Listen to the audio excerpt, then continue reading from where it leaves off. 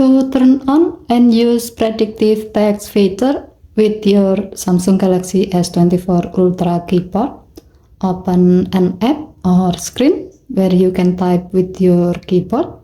As the example, while you are messaging someone, tap the text field to show up the keyboard. Tap the setting icon at the top of the keyboard.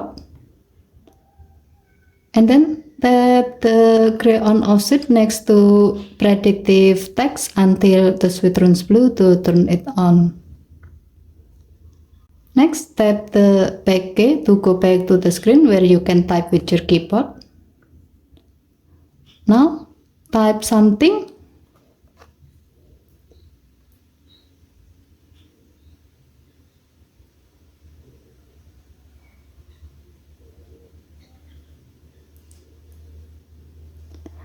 As you are typing, you can see that your phone will provide you with some suggested word above the keyboard. To see more words, tap the three horizontal dot icon. You can tap one of the suggested words to complete the word you are typing. Okay, thank you for watching. Have a nice day.